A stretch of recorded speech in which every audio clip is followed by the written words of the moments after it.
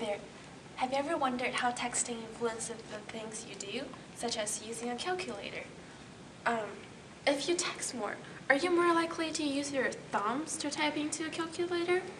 For our statistic project, we decided to look at how students in the high school use a calculator compared to how students in the middle school use their calculator with their thumbs or fingers. We thought that high schoolers texted more, and based on this, we supposed that a greater proportion of high schoolers type in their calculators use their thumbs compared to middle schoolers. So we took a random sample of 25 people from the high school and also 25 people from middle school and performed a test. To test them, we gave them a calculator and asked them to perform a simple math problem on a calculator, such as 97 times 17. And we recorded if they used their thumbs or fingers. Here are some of the tests.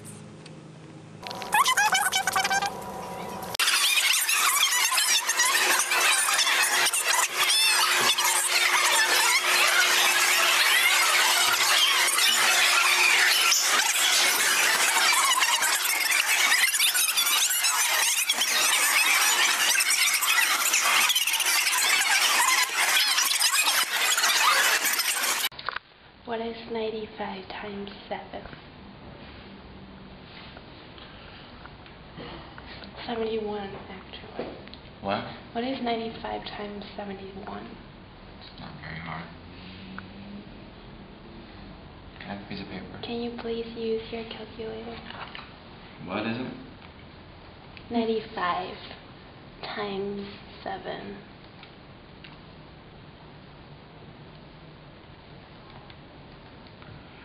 $6.643437 times 10 to the 10th.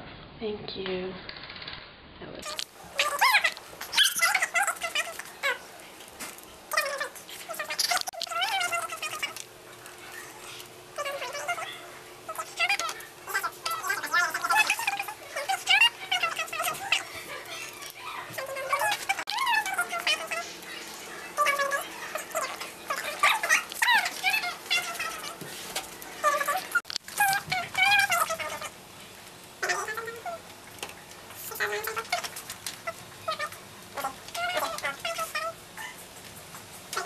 For our test, we found that 19 out of 20 middle schoolers used their thumbs to enter numbers into a calculator, while only 16 out of 25 high schoolers used their thumbs.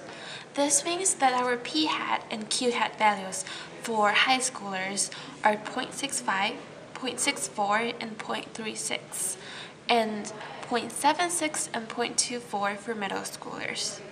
Unfortunately, our conditions for this test were not met, as the middle schoolers' population was not 10 times the sample size of 25, and the two of the NP and NQ values are not greater than 10, so we will proceed with caution.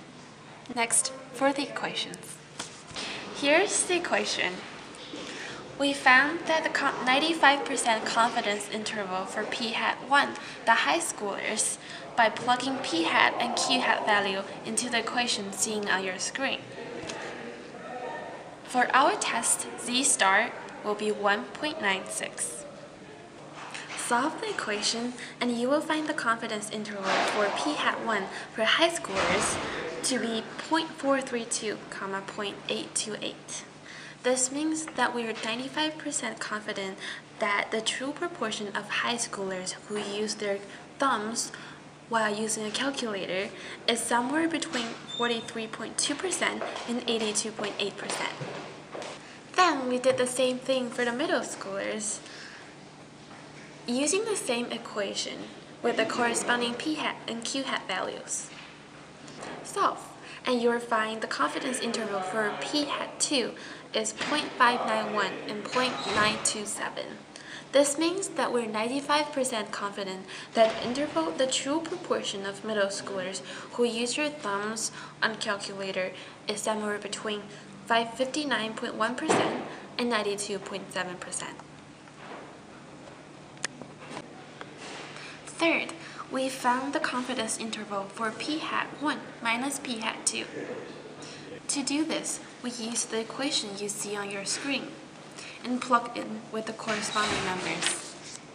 Solve, and you are left with the confidence interval for p hat 1 minus p hat 2, which is negative 0.372 and 0.132. Because 0 is in this interval, it means that it is very possible that the true proportion of middle schoolers who use their thumbs is greater than the true proportion of high schoolers who use their thumbs. Finally, we conducted a hypothesis test. For this test, our null hypothesis was that p hat 1 equal to p hat 2.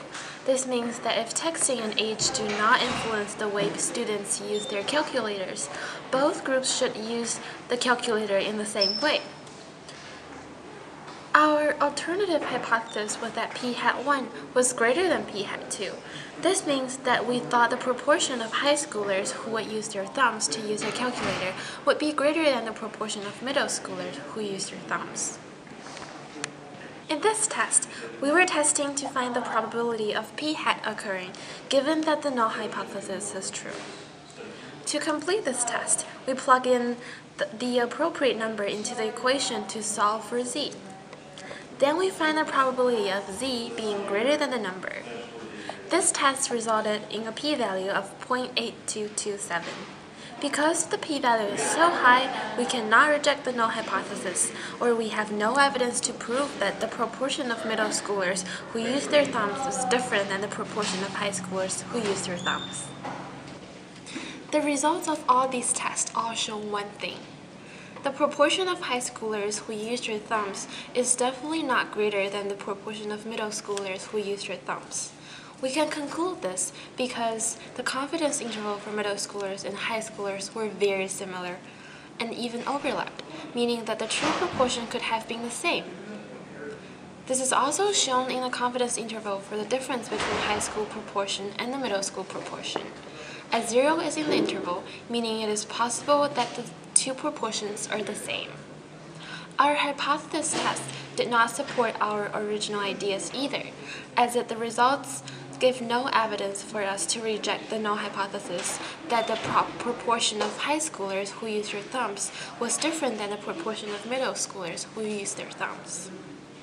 While our predictions were wrong, we learned a lot about hypothesis tests and confidence interval for proportions. Thank you so much for watching Stats Time with Emily, Raghd, and Kalina. I'll see you next time. Bye!